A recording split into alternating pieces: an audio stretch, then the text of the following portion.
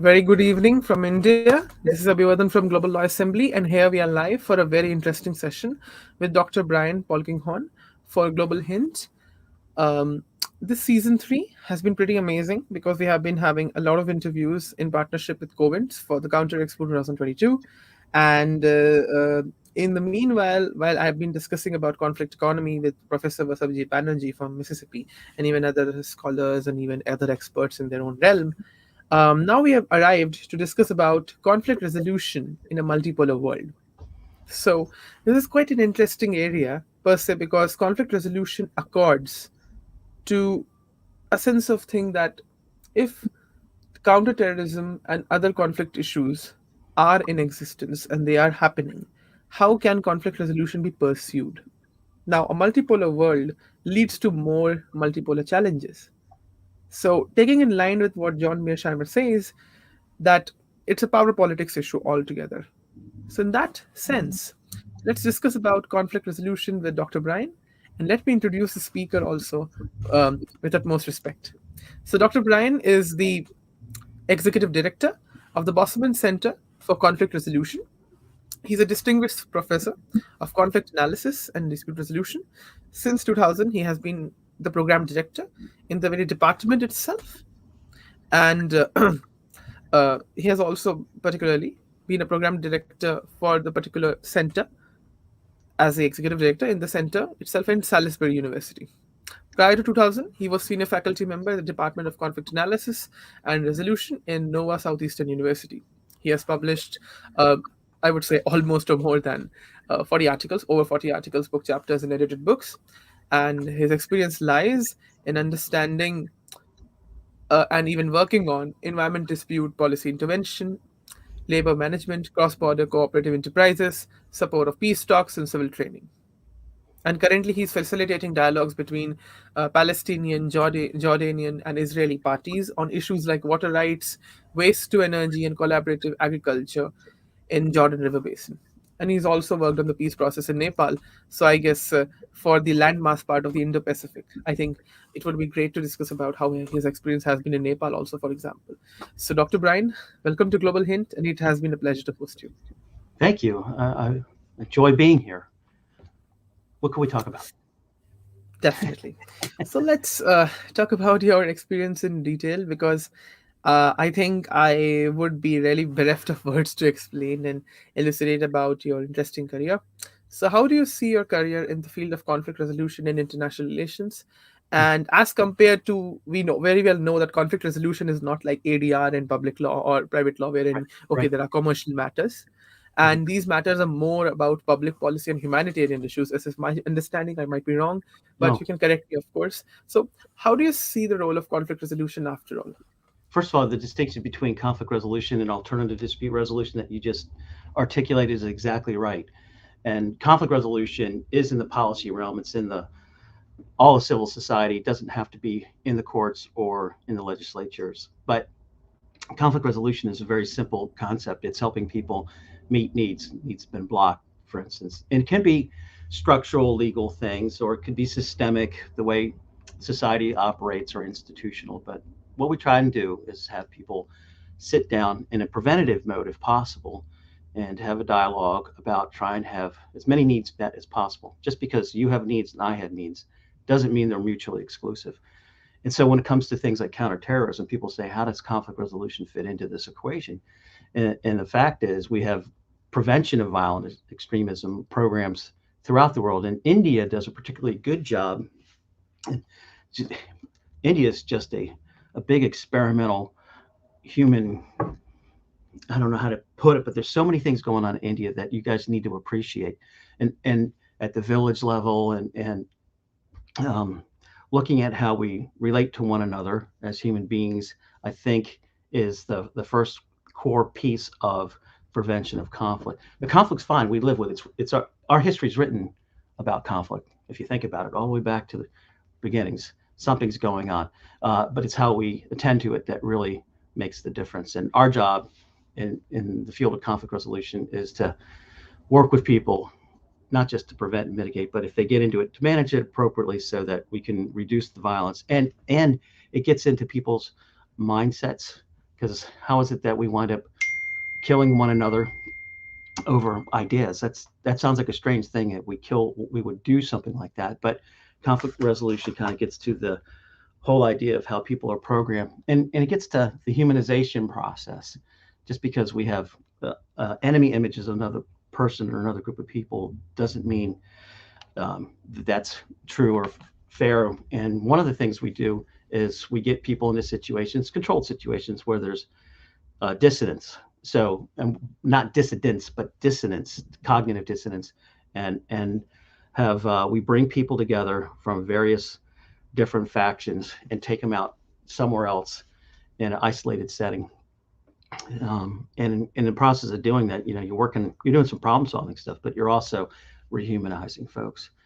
So that's the kind of work that we do. I do work on peace processes, and I do work on water, science, technology, policy kinds of disputes. But at the end of the day, it all boils down to the people sitting down in an interest-based, face-to-face setting, being able to discuss in whatever language they want to use, religious, ideological, political, legal, whatever, their issues and how they want to see them solved.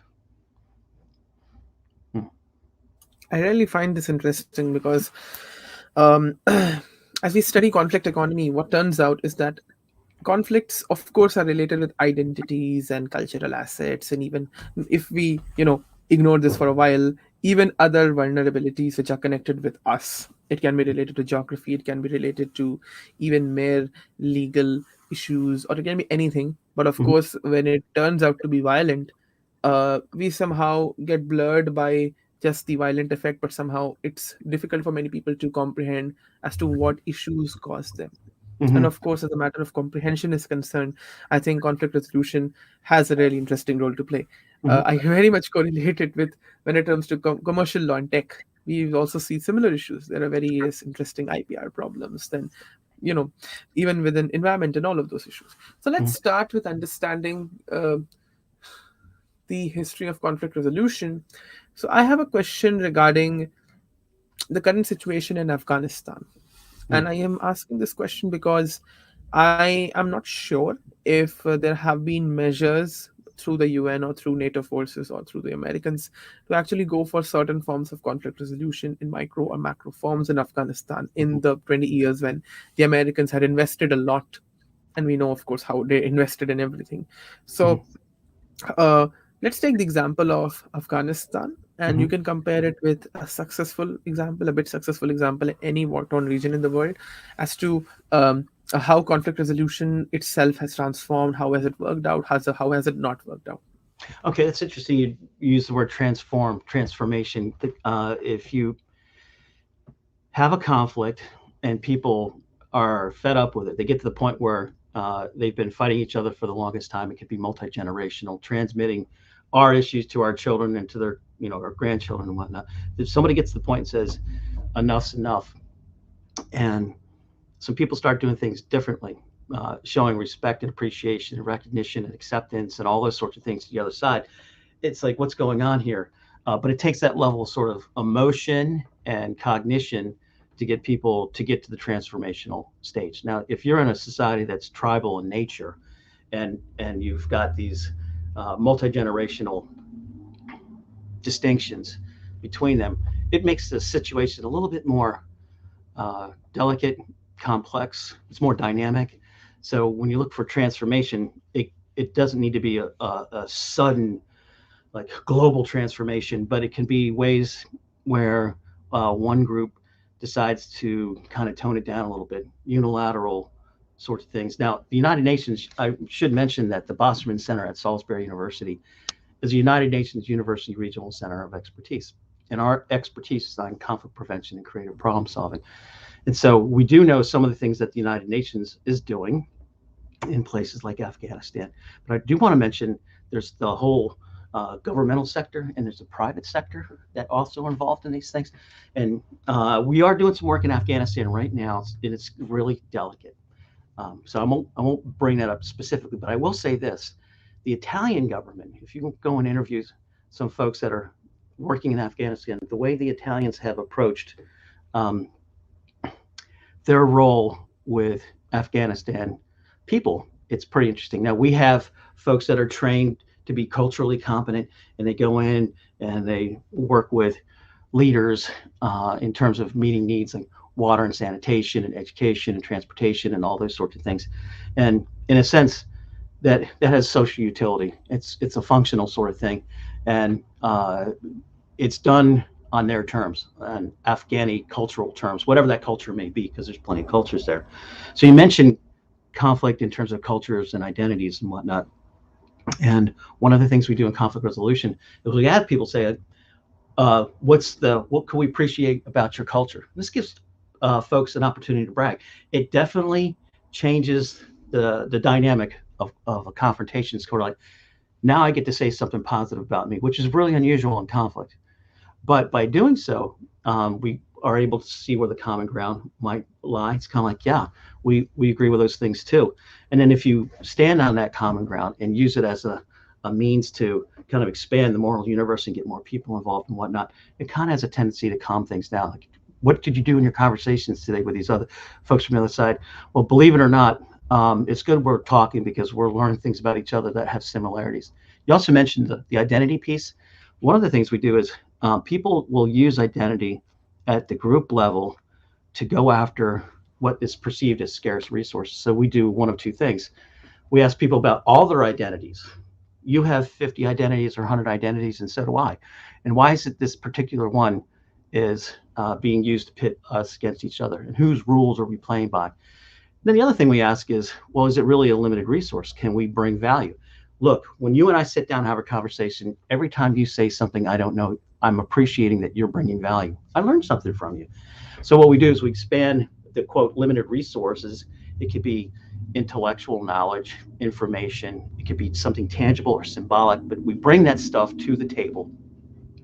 And all of a sudden it's kind of like, wow, we have more stuff to play with. We have more ways to approach this. And it's not two parties, one issue, push pull.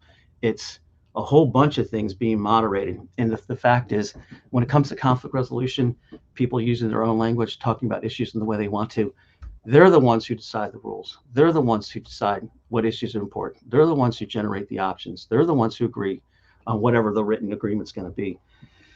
As long as it's not like totally immoral, unethical, or illegal, we're in good stead. So that's what we do. In Afghanistan, I've had plenty of students who have been in Afghanistan multiple times, and they come back, and some of them are military, some of them are international non-governmental organization folks, and they all come back saying, and it's sort of an interesting thing. You go, you're there for a week, you think you know everything. You're there for a month, you kind of like, I don't know much. You're there for a year, and you realize you know nothing because there's so much that's invisible and not obvious, and then you start picking up on, there's much more that I don't know, that you walk away with this feeling like, I appreciate what's going on, but I really don't know what's going on. But the good thing about this, also in conflict resolution, it gets people to be introspective and reflective and think about their biases and their worldviews and those sorts of things. And when you're over, for instance, in Afghanistan, those biases, they don't apply. It's not the way it works. And so I think in terms of success, and there are stories of success in Afghanistan where needs have been met, is because people have played by Afghani cultural rules. I've done all sorts of stuff like in South Africa or Middle East and South America and whatnot, but some of the stuff that I've worked on, and it's kind of a delicate topic because I can't give away people's names and things like that, but I'm particularly impressed with Jordanian, Palestinian, and Israeli work on water and desert regions. For the Palestinians, you got to be very careful. You can't be cooperating with the occupier kind of thing. They all live in the same region. They all have the same geographical challenges and whatnot. But when you take these scientists and these policy people and they start doing things on, like, say, desert research and water harvesting from the desert, it's amazing. There's thousands of years of living in the desert, and they're taking ancient technology and modern technology and marrying the two. The best water resource people in the world are Jordanian, Palestinian, and Israelis. And you have a guy in India called the Watermen of India. And I am drawing a blank on his name. I went to visit him 2 years ago with Arun Gandhi, and he was familiar with all these folks. And if you think about it in terms of conflict, water, if you don't have water, you're going to have a conflict. If you do have water, you share it. And there's a saying in the desert, never deprive anybody of water, even your enemy. And so there's all sorts of things going on. You asked me about Afghanistan. I'm kind of going all over the place with Israel and whatnot, but there are, and you mentioned this too, there are geographical, cultural, political, ideological, identity, all sorts of things. And what we do in conflict resolution is we try and first and foremost learn what lenses people use to frame the issues. Are they coming from a left or a right political point of view? Are they coming from a particular religious point of view? And try to use that language and be a little bit knowledgeable and understand what certain coded words are, and be able to talk to them using their language. So in a sense, we're translators and we're chameleons. And when we're trying to fit in and and bring a sense of comfort to the setting so that people can talk about pretty tough issues that could trigger a violent or anger that could lead to a violent reaction. What we're trying to do is get people to strategically pause and respond to things rather than knee-jerk jump and go straight to violence. We're it's a dynamic job, and unfortunately, regrettably, we're never going to be out of business. But I'm trying to get myself out of business by teaching people how to kind of get into a situation and assess things. You do not ever abandon your intuition. If the hair stands up on the back of your neck and something inherently seems dangerous or dicey or wrong, don't ignore that. Too many times in our field, people have been too idealistic, gotten themselves in dangerous situations they never should have been in, or they get into it and they don't know how to get out. So Afghanistan's a place like that, and that's why it's good to have seasoned, trained people in dangerous situations and not good intentioned people. It takes more than just a good personality, good character to be able to navigate something as complex as that. Sorry for rambling. Really interesting, I would say, as a perspective to start with. So, um, as we understand this thing, um, you very well compared the Afghanistan thing at your best with the, I would say, the conflict resolution processes regarding water access in Israel, Palestine, and Jordan. So, um, as far as the current development has been in West Asia, one thing is being pursued by countries, and I understand that it's a political settlement to some extent, but I think in future for conflict resolution and better approaches, this could be taken as a mark for cooperation because one thing which has been inevitable is that after the Abraham Accords were actually agreed upon between Israel and UAE and other countries, one trend we very particularly see that the Gulf countries, and I'm not talking about Iran and Turkey right now, the Gulf countries, including Egypt in Middle East and North Africa, are interested in resolving things and quote unquote having like an EU like model of development and integration. Now, of course, I understand that the West Asian region has a lot of ramifications. We have Syria, we have Iraq, and of course, it's very complex.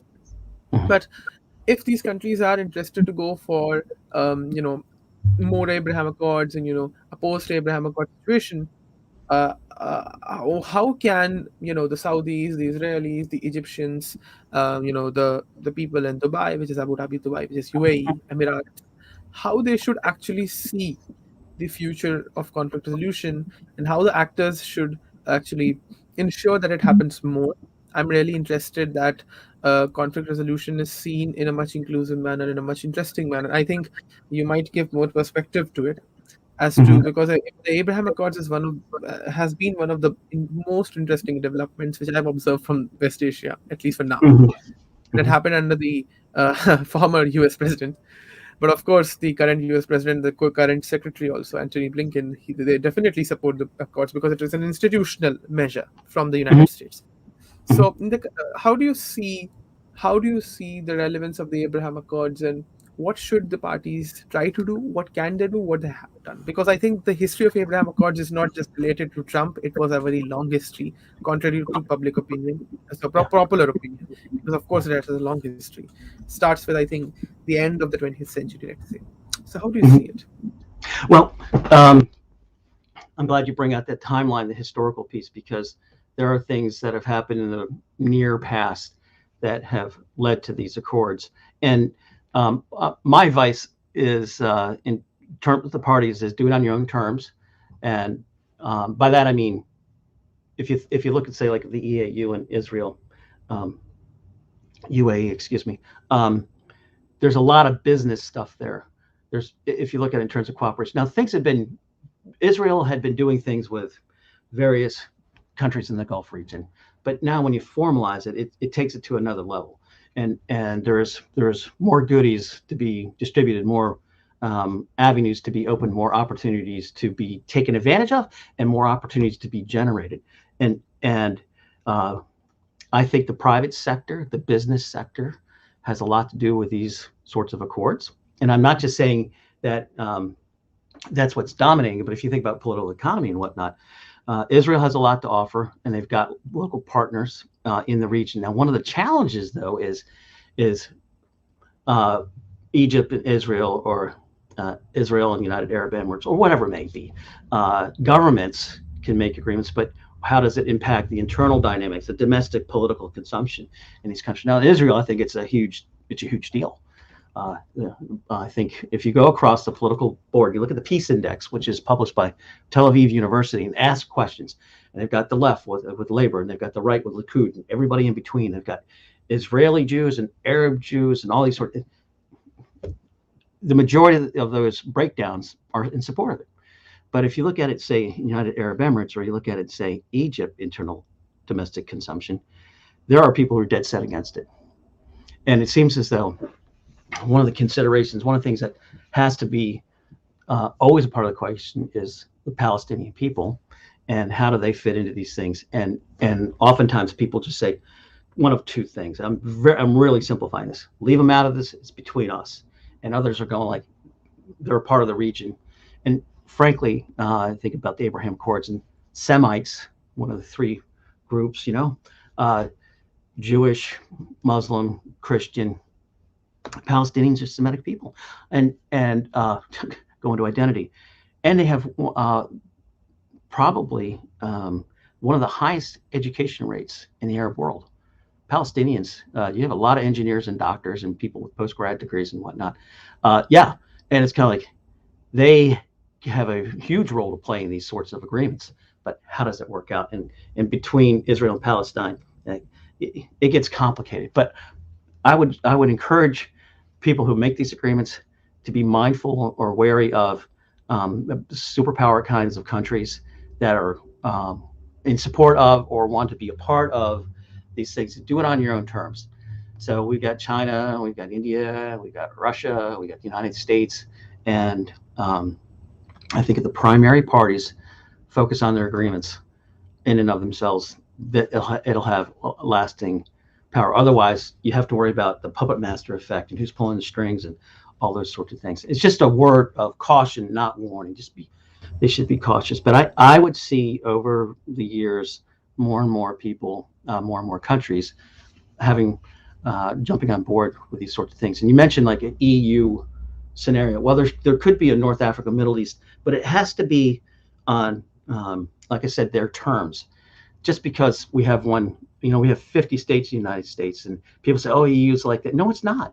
And then you got the African Union. If you do something, I think take your time, be wise about these sorts of things, and think about the values and the beliefs and the cultural things that could be enhanced and maintained and protected, and build that into it as well. And I think you'll have more people go on board. But the more people that are involved in these decisions, the better. And I was mentioning the political folks. Well, what about domestic internal consumption? Would Jordan want to be? They have a peace agreement with Israel, but would they want to be doing some other things? Or it in conflict resolution, we look at two things: unintended consequences and non-obvious perspectives. And I think people worked cautiously on these sorts of agreements to start off slowly in a stepwise progression to build up on these things. Because from going 0 to 500 is not the way to do it. 0 to 50, and let's hope in your lifetime. I'm older than you. Let's hope in your lifetime that we see some really interesting geopolitical. And here's the thing: if you're in a union, it's very difficult for you to fight one another. It's and you cooperate on counterterrorism. And you think about, well, for instance, like NATO countries, and do they come to each one as assistance? Could you imagine if we had like NATO accepting, drawing in Arab countries? Could you imagine? I mean, that's just a weird geopolitical thing, but sometimes we have to think about those sorts of things. Well, okay, that probably wouldn't happen, but what does an Arab NATO look like is the next question. So, and if it's under these Abraham Accords and whatnot, then you've got those multiple levels and multiple areas, so multiple baskets of connectedness and responsibility and accountability to one another. It makes it much more difficult to engage in conflict. It makes it much more easy to cooperate and solve problems together. Indeed, that's really interesting since you mentioned the quote unquote Arab NATO. I think the similar arguments on basically having peace in the Indo Pacific region, which has become very popular these days, where people propose that the Quad, which is led by India, US, Japan, and Australia, could have been a quote unquote Asian NATO. Of course, we now see that it's not an Asian NATO, but a more of a soft power cooperation forum, like right now. But there is chance that when the issue with Taiwan and other countries and even the South China Sea dispute will rise, maybe it could be a case that maybe an Asian NATO conception might come in, because I think there was something called SEATO, the Southeast Asian Treaty Organization, but that I think was in the Cold War era, Ah, and that did not work out pretty well. So, in that regard, I have two final questions in one question. First question is, when we look at the European Union, we know that the European Union at least has something called the EUMS, which is a military component of it. But of course, it requires investment, and of course, some integration is needed. It's not so easy. It's not like the NATO. Now, I am actually pointing out the reason why I mentioned EU was because of the current issues which are happening between Russia and Ukraine. And I completely understand that as we understand power competition politics, it is Russia's imperative to at least show certain power influence, which is what it will do, which is very obvious to see. Now, with respect to Ukraine and Russia, is it something which is something not possible to be resolved? Because the Russians claim, and the CSTO members generally claim, is that the larger issue has been concerned with using Ukraine as a clickbait, or basically a kind of basically a means to um, gather around Russia. When many people try to say that maybe it is a decline of the Monroe Doctrine's purpose somewhere down the line, but the larger question is there a possibility that through kind of conflict resolution processes and approaches, a kind of an EU-Russia approachment, where of course there will be certain competitions, because as you mentioned about the EU-led stability, and of course when more cooperation happens, we all know that even within the EU, when it comes to competition policy, countries have competition. So they'll not fight wars, but they'll have this economic competition, job-based competition, technology competition, IP issues. In fact, France and Germany have so many intellectual property issues. They don't have wars anymore, like in the earlier times. But yeah, so if that kind of soft power competition is more reasonable than a war-ridden situation, how do we look at it? And second part of the question is, what are your expectations from Counter Expo 2022? And that's it. yeah, I don't know what to expect with Ukraine. It seems right now we're on the brink of something, and all the red flags are up, and people are scampering, and when you see embassies reducing or downsizing staff and capital flight and things along those lines, that's the canary in the coal mine. So, conflict resolution, is it useful? Yeah, you got to give it a shot no matter what. And what I find kind of strange, now I have a colleague here at Salisbury University. His name is Ambassador Robert Becker, Todd Becker. and he's a Ukraine expert, and I love talking with him. Yeah, yeah, and he speaks the languages of Eastern Europe, and um, what he finds kind of interesting is Ukraine and Russia should have a very close relationship historically in terms of like the roots of Russia, and yet and inside the country you've got people Ukraine and Russian extraction in the same region, and what kind of gets me a little nervous is Russia doing this to get Russian speaking people back in their influence, and that just reminds me of the beginning of World War II. Uh, and let's hope there's that's not the thing, but there are ways. There's a carrot and a stick, and there's incentives. And right now, I think the West and the United States is saying if you do this, there's going to be swift, certain, and severe consequences. And if you got a nationalistic attitude in Russia, I could see people going like, "Bring it on," and we're ready to fight, that kind of thing. And so, how do you step back from that? And that gets into, well, are there people that the Russians and the West will listen to? Is there some sort of moderating factor in there? And that's what we need to find and get them in there to kind of calm things down. Does Putin listen to anybody? Does Biden listen to anybody? Does Johnson listen to anybody? But if we look at the historical the history between Ukraine and Russia, as I was mentioning, it's kind of like how did this even come to pass? Just knowing some of the common history that the two share. So it seems odd. And then I think if people, it boils down to that equation again, sitting down face to face kinds of things. Now that the Canadians and the British and the United States governments are saying, hey, we've uncovered this plot, um, uh, that is getting the machines moving, which could be a ploy. It could be this is a real thing. And so, how do we slow the process down and have a strategic pause and to think things through before going to the next step? Because it seems like everyone's posturing at this point and well, actually maneuvering into a strategic advantage of whatever they can gain in anticipation of some sort of armed intervention, some sort of incursion into Ukraine. And then here's the next thing. So we're ramping up on the curve. So we've got this tension, and we're getting up into the point where there could be some sort of engagement, some sort of quote war, and then we have to wait, and that's the problem because the next time an intervention comes is when we get this, or we get folks saying we need to remove civilians. Let's have a break. We have wounded. Let's have a break. And so the opportunities to intervene in an armed conflict become more scarce. So now is the time. We're still in the prevention mode, and this is where hopefully level minds will prevail. But what does the future hold?